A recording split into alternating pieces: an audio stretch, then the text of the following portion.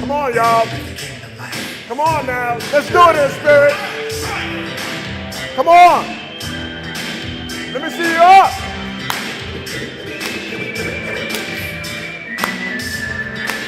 Take it there, B. Take it there. Take it there. Come on. I'm living the kingdom life. What are you living? Kingdom. Say what? Life. What? Kingdom.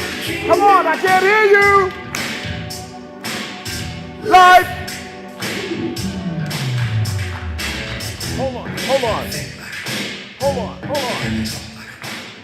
See, y'all may not have been here a few weeks ago, but we talked about living the kingdom life. Not the single life, but the kingdom life. Now, if you're ready to live the kingdom life and you've given up the single life, I want you to have a party up in here. Can you do that with me? Are you ready, B? Start it again. Let's go.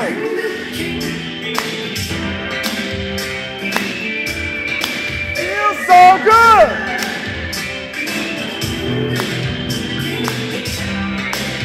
What are you living? Uh-oh, they caught me.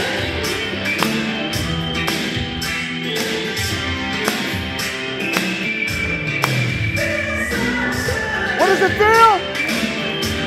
One time, come on, everybody. I'm living the kingdom life. Come on. Kingdom life. All right. Good afternoon. How are you this afternoon? See, I'm an energy reader. And the energy, it was all right. But it was a little low, and we don't do low here at InSpirit. So I had to give BC the signal to put on an InSpirit original. Kingdom life. We ain't talking about the single life. We're talking about the what? The what? The what? Amen. A few weeks ago, in the prayer circle, I talked about something. And I want to get us prepared to go into 2015. And I talked about the visions and the desires and the dreams that individuals had in the prayer circle. And I said that at the time I knew of a few, but I didn't know everyone's vision. I didn't know everyone's passion. I didn't know everyone's dream. And as the spiritual director here, any vision, any dream, any passion that's on you, I want to touch and agree with you on it. I want to make sure that it is coming to fruition. I want to make sure that you have a team of prayer warriors touching and agreeing with what it is that you desire to do. And that word desire means of the sire or of the father. Okay? And so I wanted to make sure that passion that's within you is given an opportunity to come up, because we know that the prayers of the righteous what? The prayers of the righteous what? And so we are going to pray together. Now, at the end of the service, I want everyone to write down what it is that you're believing for, not only for 2015, but 2015 and beyond. And then I'm going to pull together individuals that want to be prayer partners so that at least once a week we can be on the phone with each other. You know, Keith and I do it right now, okay? But I want to make sure that each of you, if you desire one, has someone that is touching and agreeing with you and praying with you and believing with you for the things that you desire to see in 2015 and beyond. Do you have a vision for 2015? They say that where there is no vision, the people perish. Is there a vision up in here? Yes. Do y'all need a battery?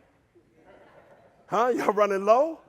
I'll ask it one more time, and I want to hear and see hands. All right? Is there a vision? Is there a dream? Is there something that you have a passion for that you want to see materialize in 2015? All right, that's a little better. That's a little better. I think a few people think that 2014 ain't never going to end because they haven't said anything, but that's all good. I want to talk to you today about unleashing the passion of the Christ within. Unleashing the passion of the Christ within.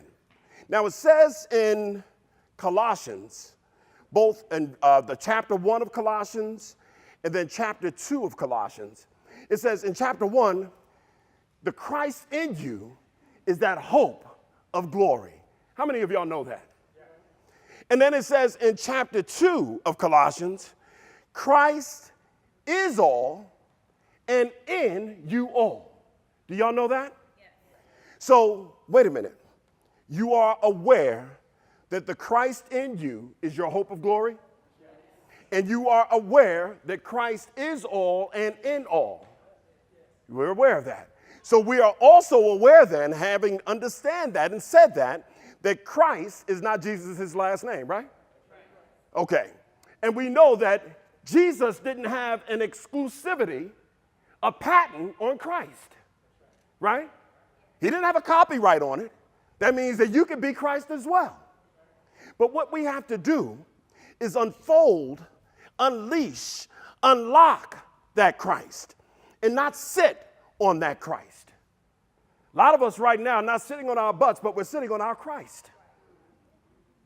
We're squarely sitting on the Christ within. But here's the funny thing about the individuals that sit on the Christ within. They're the first one to murmur and complain. Everything that's going on, and there's a lot going on in the world today. Y'all didn't catch that, did you? There's a lot going on where? In the world today. But we are in the world, but not of this world, right? So it doesn't matter. Listen to me. I'm not saying that we ignore what's going on in the world. But what I am saying is that we don't ignore the Christ within. See, what we're trying to do is fight the world with the world. We have to fight the world with the Christ. And when we allow the Christ to fight the battle will be won. But right now, we're getting all up in arms. And you know, I'm out there on Facebook. Are y'all out there on Facebook? Anybody out there on Facebook?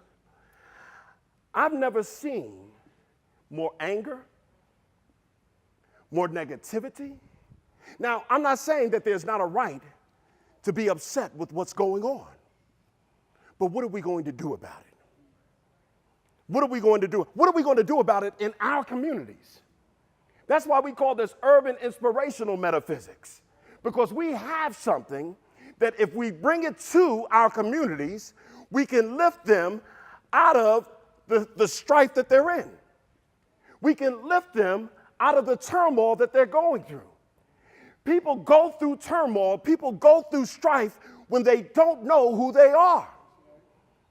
But when you are aware of who you are, when you are aware of the Christ that dwells within you, when you are aware that in you is greater than anything that is in the world, I don't care what's going on in the world. What's going on inside of you has to come out of you. And if what's going on inside of you comes out of you, what's going on in the world won't matter. We've got to bring it up. So I want to talk to you today about, you know, in corporations, they have a mission statement. How many of y'all work for a corporation that has a mission statement, even if it's your own? All right. And it says a mission statement is a statement of the purpose of a company, organization, its reason for existing. The mission statement should guide the actions of the organization, spell out its overall goal, provide a path, and guide decision making. That's what a mission statement is supposed to do. Now, I ain't trying to put anybody on Front Street, okay? So I'm just going to ask this question, and you ain't got to really answer it, all right? But be honest with yourself. Can you do that? How many of you have a mission statement for your life? Okay, a few people are on point. They got a mission statement for their life. Now, a purpose statement is a short one, right? A purpose statement is like a sentence that's really taking what that mission is and then basically putting it into an affirmation. This is what it is. And this is what I'm going to be. How many of you, now I am going to ask, how many of you have a purpose statement or an affirmation for your life? I want to tell you something. If you don't, it's time to write it down today. It's time to write it down so you can be about what you are here about. I want you to be about what you're here about. You know, I often hear people talk about, I don't know what my purpose is. How many of you, seriously, how many of you don't know what your purpose is? Why you're here? Come on now. Come on. Thank you, sir. This is a truth center. So come on, this is all family here. This stuff ain't going on the internet. Ain't nobody gonna see this. And even if they do, they're gonna see the back of your head. They ain't gonna see your face. They don't know you raising your hand. How many of you really have a purpose statement? Huh? All right, let me just say this. You need to have a statement of purpose. But see, you can't have a legitimate, workable purpose statement if you don't know what your purpose is, okay, and who you are. But if you know who you are, not only can you have a purpose statement, but you are already in the midst of pursuing it.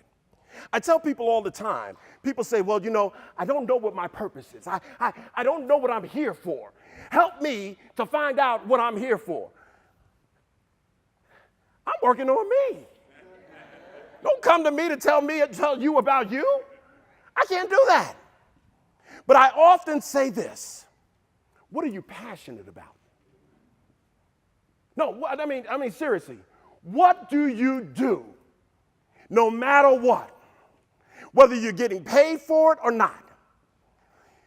That's what whatever you're passionate about should be your purpose. Because your passion and your purpose are always going to line up.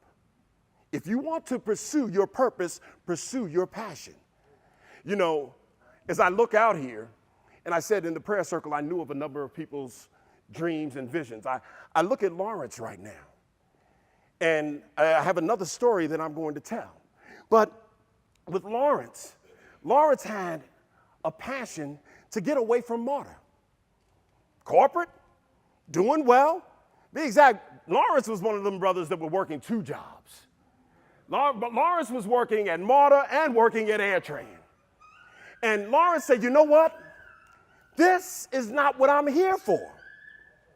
This is not why God created me to be on this earth. There's something more in me that needs to come out of me. So guess what Lawrence did? Lawrence walked away from martyr and AirTran. He got up and walked out. And I haven't seen him in a few weeks, but the last time I saw him, all was well. And if you look at him right now, stand up, Lawrence. He don't look like he's missing anything. Come on up here. Come on up here, Lawrence. Come up here so they can see you. I mean, things got to be going well when you wear a jacket like this.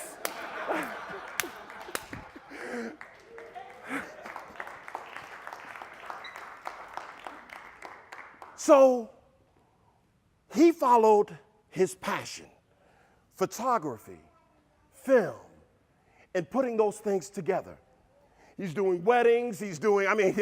Listen, if you want him to film you walking down the street, if you got a check, he'll do it. But he's following his passion. But so many of us are sitting on our passion. And if we're sitting on our passion, we're not serving our purpose. And I hear people all the time saying, well, you know, I know what I love to do. I know what I'm passionate about, but I can't make money doing that. Shh. Let me tell you one thing real quick, fast, and in a hurry. If you follow your passion and you give everything to it, I say it all the time. If your passion is cleaning, then you will be passionate about it and you will find a way to make money doing it. You can start your own cleaning business. There's a man that started a company called Waste Management collecting garbage, and he's a billionaire. See, if you follow money and not your passion, you see, you may make money, but you will not be happy. And if you're not happy, it doesn't matter how much money you make, you're going to feel empty on the inside. And see, that emptiness is the lacking of the God coming through. But see, because when you're passionate about something, listen, you can't separate your passion from the Christ. Christ is all and in all. And when you're doing your passion, your desire, what did I say that is? Of the what? Of the Father. So the Father is that which anoints you, right? And if you're following the desire that of the Father, you are birthing your Christ. You are giving birth to your Christ. You're no longer sitting on your Christ, you're birthing your Christ. So what we need to do is give birth to the Christ within. 9 months are up, okay? You can't carry the Christ any longer. You've got to give birth to it. Are y'all ready to give birth to the Christ within you? I got 4 quick things. One I just talked about, and about following your passion. I saw a movie Friday night. Denise sent me a text and said, honey, it's movie night. And I'm going to pick up a movie that I want to see. Send me a text about the movie you want to see. So I immediately started researching some movies that are out on DVD. And I saw a trailer for a movie called The Chef. How many of you have heard the movie The Chef? I'm going to tell you right now, if you have not seen it, go get that movie. It was about a man that was passionate about cooking. He loved cooking. When he made his son a grilled cheese sandwich, he made him a gourmet grilled cheese sandwich. I mean, with precision, cutting it with precision. He knew what he was placed on this earth to do. And when that was suddenly taken away from him, this man, I don't want to give you the whole movie, but this man decided to go another route to pursue his passion. And at the end, he had something bigger and better than when he began. See, your latter will be greater than your past when you follow your passion. What God has already done for you when you are just going through the motions, guess what God will do for you when you're following your passion? So if you made money just doing what you don't really have a passion for, not giving birth to the Christ, when you follow your passion, God will give you even more. The universe will never withhold your good from you. Ever. But let me let you in on a little secret. The only thing that can withhold your good from you is you. God, see, that's why people want a devil. Huh? I ain't gonna get controversial up in here. But that's why people want a devil. They want to hold on to the devil because the devil is supposedly holding them back. But let me let you in on a little secret. God is within you, and there is no devil.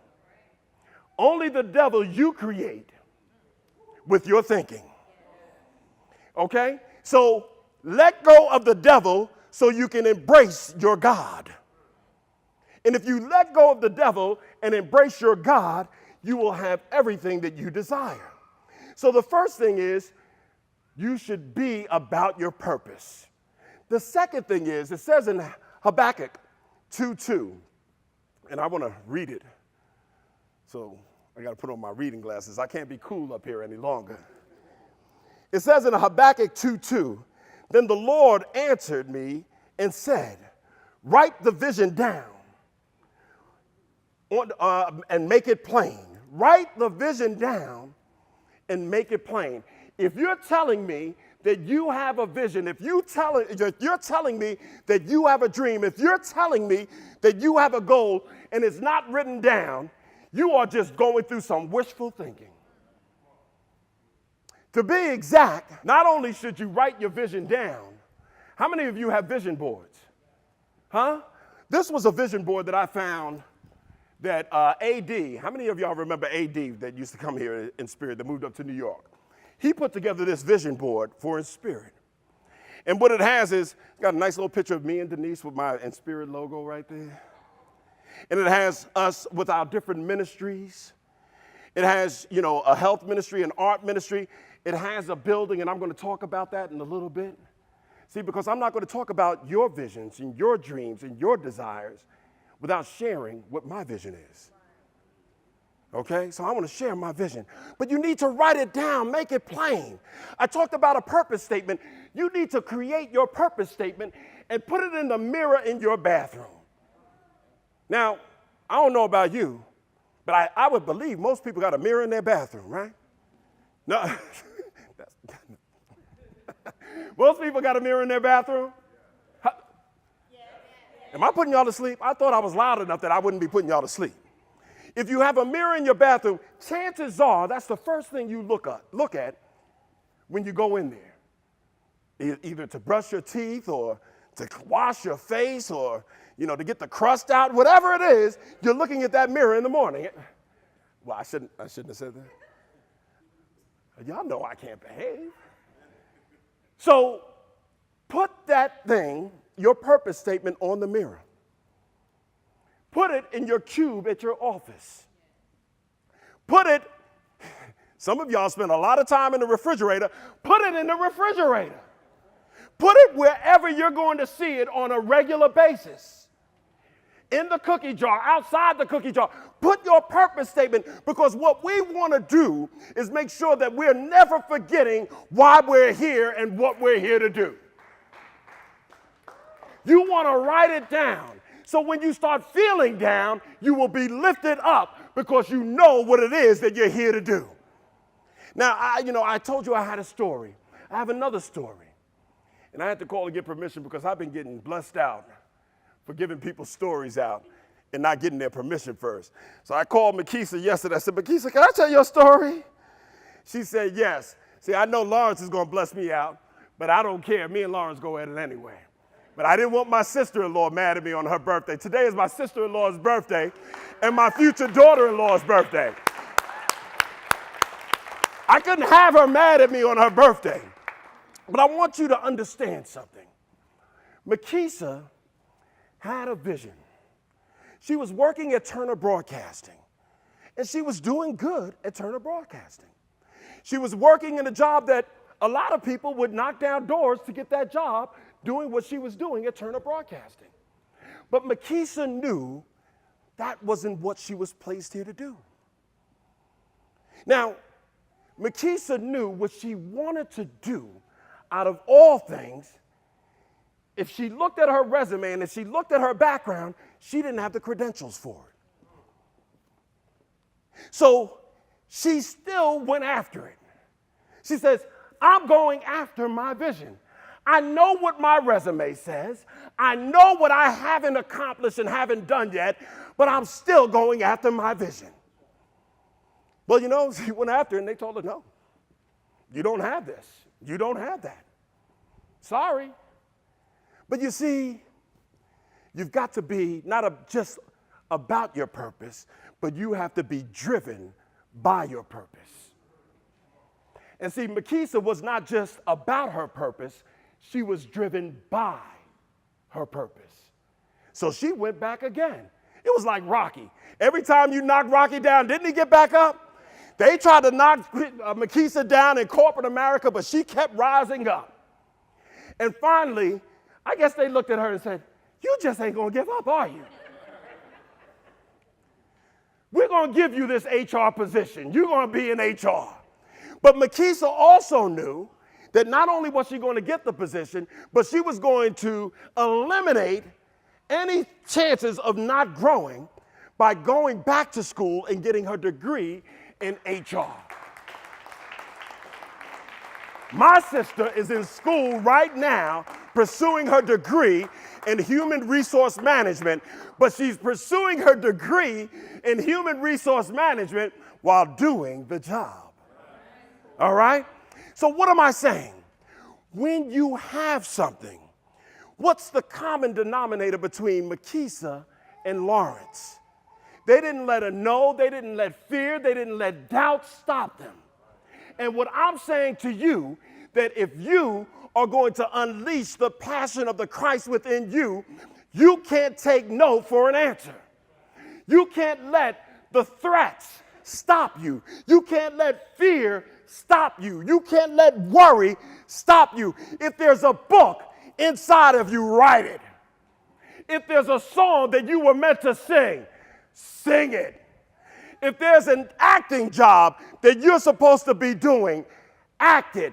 I don't know what it is that you are supposed to be doing, but whatever it is, get busy doing it and don't listen to the naysayers.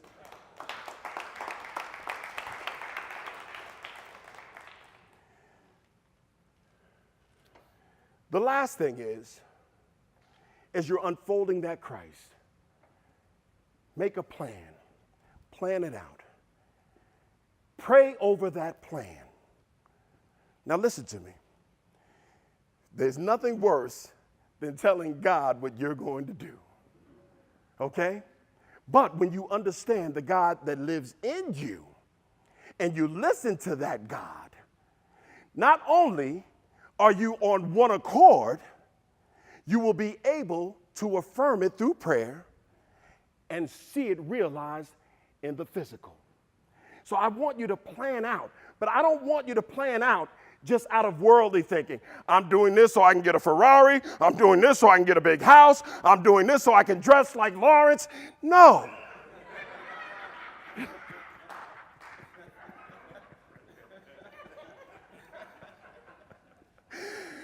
No.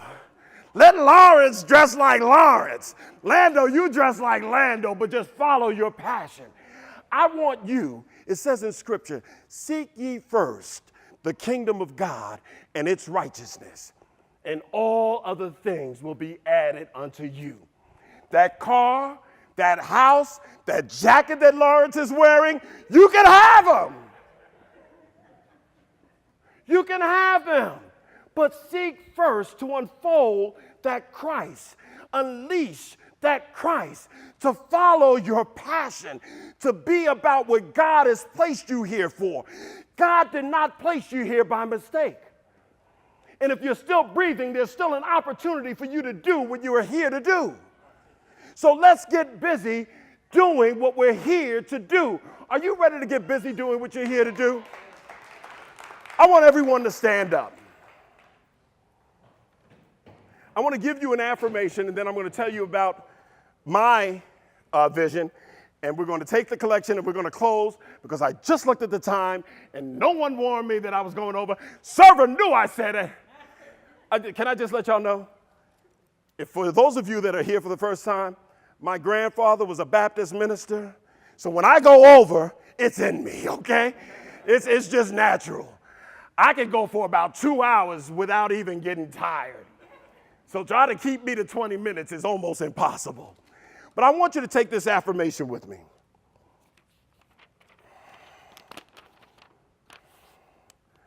I am committed to being all I can be. By unleashing and unfolding the Christ that lives in me. Come on, say it with me and say it with passion. I am committed to being all I can be. by unleashing and unfolding the Christ that lives in me. One more time. I am committed to being all I can be by unleashing and unfolding the Christ that lives in me. The who? The what? The Christ that lives where? See, if you know it, let it go, unleash it, unlock it, unfold it. And if you do that, you'll be doing your passion.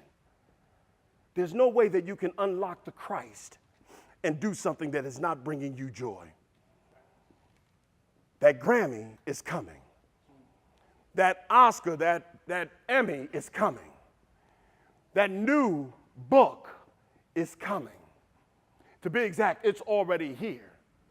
It is already here. Now have a seat for a second because I want to let you in on a little secret. Y'all ready for a little secret? All cameras off now. This is a secret. I'm just joking. All right, check this out. Here's my declaration. We will be purchased. Listen to me. Now, there's one other thing I should have said. If your dream, if your passion, if your desire can be accomplished by just little old you, it ain't really your passion, it ain't really your dream. See, when it's really from God, it's got to be huge. So don't talk to me about I'm going to get a Pinto and saying that's from God. Or most of these young people don't know what a Pinto is, huh? They don't know what a Pinto is. But what I'm saying is, I look at it on the natural. And Keith can tell you because Keith handles the finances. There's some months, and Valerie knows because we rent space from Valerie. There's months that we don't have it. That I'm going into my pocket to pay stuff. Now, I'm not saying that for y'all to feel any kind of way. What I am saying that for is so that you can understand what's about to happen. I don't care what the appearance looks like. We are going to be moving out of this Lindley auditorium into our own building.